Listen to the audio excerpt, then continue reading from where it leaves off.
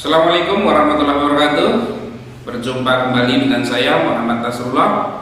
Rekan-rekan pengusaha syariah dimanapun Anda berada, saya ingin bercerita. Ini saya mendapat email dari teman saya yang dia itu ingin membuka usaha, yaitu usaha akikah atau kurban.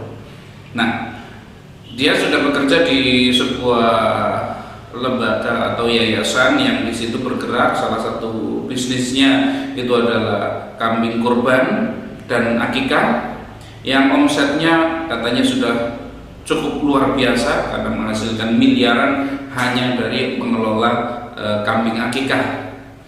Sementara dia melihat potensi yang begitu besarnya, dia ingin mandiri membuka sendiri usaha kambing akikah tersebut. Nah, dia mengirimkan email kepada saya. Di sini dia mengajukan sebuah proposal usaha kepada saya. Siapa tahu saya mau mendanai usaha tersebut. Nah, di sini dia mengajukan pendanaan itu sekitar 300 juta. 300 juta di sini banyak sekali kebutuhannya. Di antaranya adalah untuk sewa gedung, untuk kantor, untuk mobil operasional, untuk pembinaan petani atau peternak kambing di sini, dan lain sebagainya, termasuk untuk biaya tenaga kerja, yaitu untuk tukang masak, tukang potong kambing dan lain sebagainya. Ini biaya sekitar 300 juta. Sebagai seorang pengusaha yang saya sering sekali mengatakan kepada kawan-kawan agar jangan dulu mikir uangnya, tapi coba berpikir lebih kreatif lagi. Bisa nggak modal yang nggak pakai uang? Sekilas sepertinya nggak mungkin. Dia mengajukan proposal 300 juta pastinya dengan berbagai perhitungan, dengan berbagai pertimbangan. Sementara saya kemudian mengkoreksi banyak hal di sini. Di antaranya ada yang saya coret di sini, yaitu kebutuhan tempat, ini saya coret. Kemudian ada kebutuhan untuk kendaraan juga saya coret. Ada kebutuhan untuk tenaga kerja itu juga saya coret. Dan ternyata karena saking asiknya nyoret ini, ternyata semua pengajuan dari kawan saya ini saya coret semua. Sehingga ternyata di sini untuk memiliki bisnis kambing akikah dan kurban, ternyata modal yang saya butuhkan adalah 0 rupiah. Loh, bagaimana mungkin bisnis kambing akikah 0 rupiah yang dibutuhkan? Apa yang saya lakukan? Yaitu yang pertama adalah saya langsung menelpon kawan saya yang kebetulan dia itu adalah profesinya itu penjual kambing. Saya tanya sama dia, bisa nggak saya dikasih harga kambing yang cukup murah karena saya mau bisnis akikah. Saya bayarnya adalah kambing datang dulu, baru nanti saya bayar. Ini.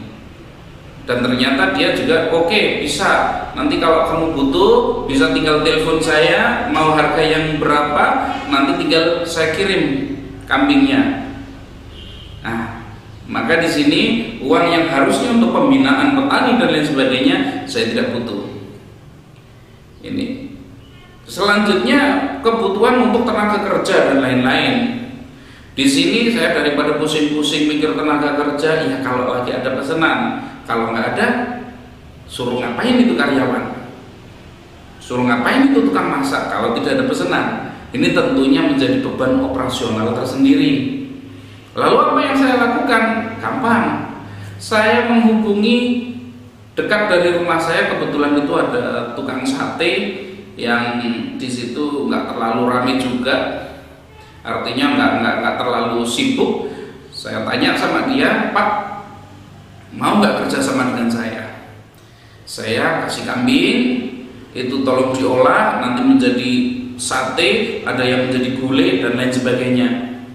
Itu untuk biaya dari kambing hidup disembelih sampai dengan membersihkan sampai dengan matang berapa, Pak? Kemudian dia mengkalkulasi, oh ya, untuk kambing yang ukuran kecil itu biayanya sekitar 350.000 per ekor.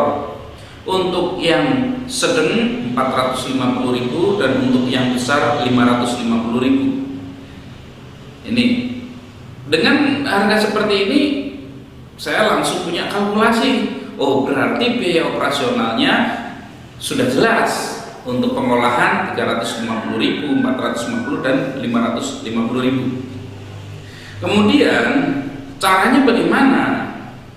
Saya langsung itu download brosur-brosur akikah yang sudah ada di internet. Tinggal download, saya perbaiki ukuran A harga 2.500.000 misalkan.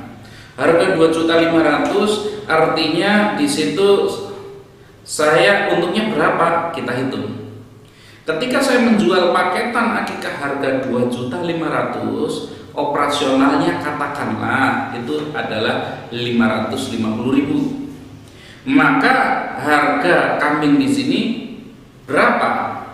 2.500.000 kurang 550.000, 1.950.000. Kemudian saya ngambil margin saya berapa? Katakanlah saya ngambil margin itu 400.000. Berarti 1.950.000 dikurangi 400.000 sama dengan 1.550.000. Ini di sini berarti saya tinggal kontak teman saya yang tadi adalah pedagang kambing, Pak, tolong kirimi saya kambing harga 1.550.000.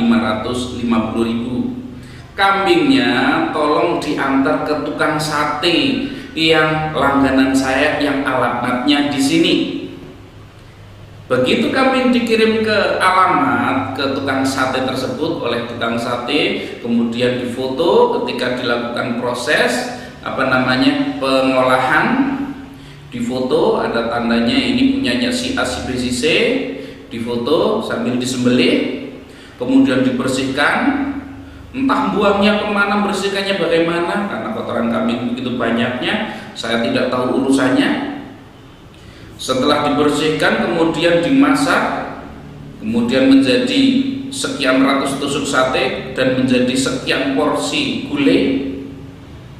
Setelah sudah matang, maka saya tinggal ambil barang tersebut ke warung sate tersebut, saya kirim ke pembeli atau ke pemesan. Disinilah pemesan kemudian membayar sisa pembayarannya. Karena di sini akikah niatnya ibadah, biasanya itu mereka bersedia membayar langsung penuh di depan. Jadi 2.500.000 langsung dibayar ketika pertama kali pesen. Itu sehingga saya langsung bisa bayar ke tukang sate 550.000, saya langsung bisa bayar kambingnya seharga 1.550.000, saya langsung masuk kantong 400.000. Ini butuh modal? Tidak, bukan? Nah, disinilah kreativitas kita diuji. Saya nggak butuh tempat, karena untuk apa tempat? Saya bisa manfaatkan di rumah saya sendiri sebagai kantornya. Saya bisa layanan antar jemput. Kemudian untuk apa karyawan? Untuk bagian ngolah sampai dengan masaknya saya nggak butuh karyawan, karena memang saya bekerja sama dengan tukang sate. Untuk pengadaan kambingnya saya tinggal kerjasama dengan pedagang kambing. Ini ternyata proposal kawan saya 300 juta hanya dengan kreativitas tanpa modal sama sekali, itu saya bisa berbisnis akikah dan kurban. Ini jadi saudara-saudara, Anda juga bisa, silahkan ketika ada peluang bisnis apapun, cari dulu kemungkinan untuk tidak pakai uangnya. Ini jadi walaupun kita punya uang, usahakan seminimal mungkin kita mengeluarkan uang untuk modal. Nah, sekian cerita saya hari ini, tips saya hari ini. Kita akan bertemu kembali dalam tip-tip berikut, di dalam video-video saya yang berikutnya. Silahkan subscribe langganan untuk video-video saya dan tips-tips terbaru yang lainnya. Saya cukupkan sekian. Assalamualaikum warahmatullahi wabarakatuh.